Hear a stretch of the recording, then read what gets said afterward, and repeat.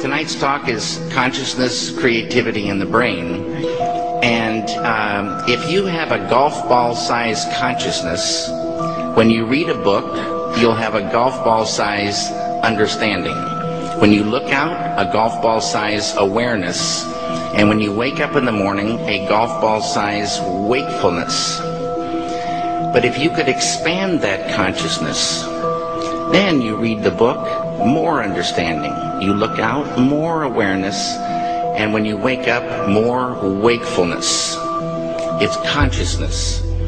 And there's an ocean of pure, vibrant consciousness inside each one of us.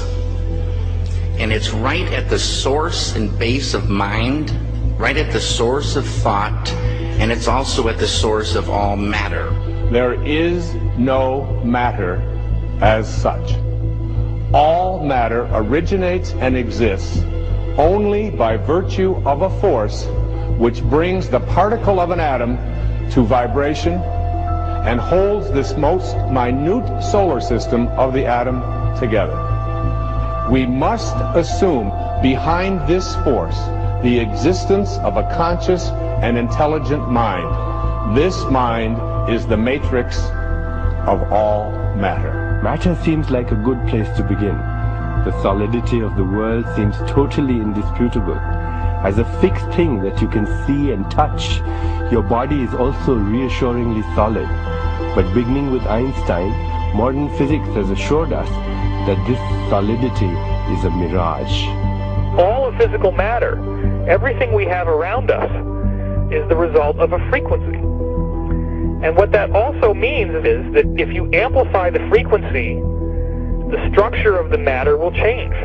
What this self-contained system is a hologram. It's what I call the super hologram. Everything within it is an expression of that hologram. This is one of the great characteristics of a hologram, is that every part of a holographic picture is a smaller version of the whole. It's as if reality is so connected that when you look at one small part, you can see things about other parts, that the entire whole is contained in the part. And in a sense, you can't divide reality up because we're cutting up a hologram. We can't find where one particle is because it's always a reflection of all particles. In a hologram, the whole pattern is whole and complete unto itself. And if you were to take any little portion of this whole out and examine it closely, you will see the entire pattern repeating itself again and again and again. Anywhere in this pattern, if we were to change one little aspect on any one of these little holograms, that change would be reflected throughout the entire system. Quantum physics has revealed what ancient masters knew. Matter does not exist. The concept of substance arose from the philosophy of Aristotle. And from that concept came science's conception of matter. The fact of the matter is that the substance of the universe is consciousness. Belief that the substance of the universe is matter leads to what I call a fear-greed dichotomy. As people in their quiet desperation attempt to accumulate as many material possessions and riches as possible. In fact, the substance of the universe is consciousness.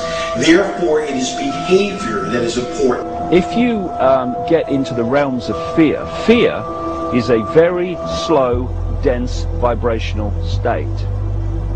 And the more you embody fear, and the whole of this manipulated society is globally is structured to make us fear, to make us have stress, to make us worry about tomorrow, and have guilt about yesterday, and forget about now. It brings us into a slow vibrating dense state. We should be very careful about what we believe about the future. The more you attach to a belief system, the more, if reality is holographic, you're helping create it by believing it.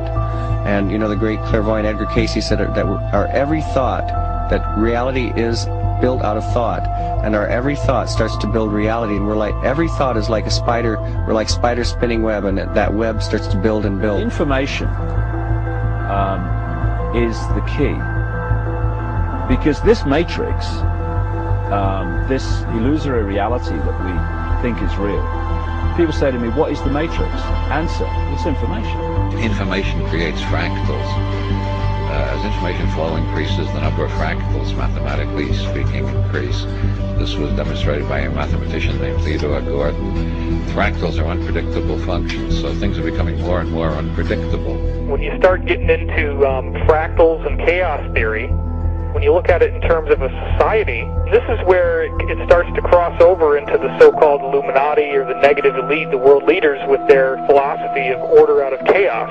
There is some truth to that, in the sense that when the system becomes highly destabilized, there will be random shifts that suddenly self-organize into higher complexity.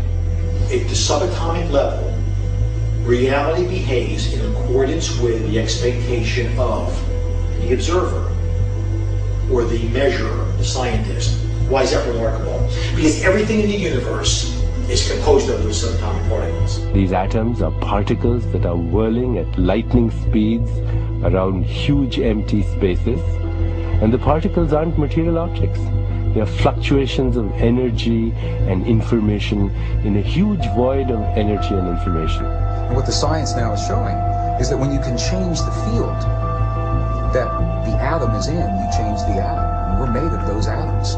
So when we have feelings in our hearts, we're changing the field that connects the stuff everything is made of, and we literally are altering our physical reality. Once you establish the reality we live in, and the nature of what the physical body is, it's a biological computer, and the nature of what we are, which is consciousness,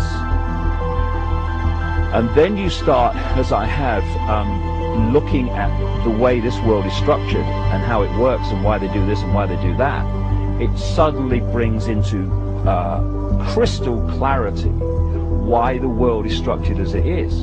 Because,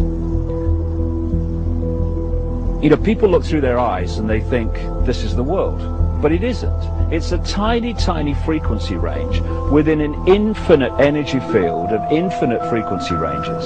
And basically it's like a holographic television channel. It is the act of consciousness that actually creates the building block that the universe is made of. I can't imagine a universe that exists without us, because it's the act of us observing the world around us that is creating, allowing us to create as we go in a participatory universe. We may never find the edge of our universe as we're looking to define what this universe looks like. We may never find the smallest particle in the quantum world to see what this stuff is that we're made out of. And the reason is because everywhere we look, everywhere that consciousness explores with the expectation that something will be there, that exploration, that act of looking, observation, is the act that creates something for us to see. That we are actually building this universe as we go. Consciousness is the programming language of the universe. We are consciousness conductors. That's what we do. That's who we are. Consciousness comes through us. It emanates from us. We are the creators.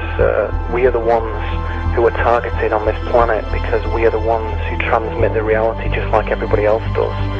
If you switch your brain off and you are sucked into the mainstream media illusion, we must understand that we are being used because we create reality. So if we are manipulated in a certain way, and if we are modulated in a certain way, then our creation becomes not ours but somebody else's.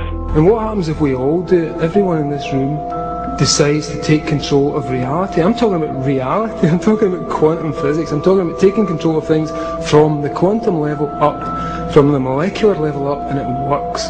One of the things we're actually dealing with is some kind of operating system that can be hacked using words.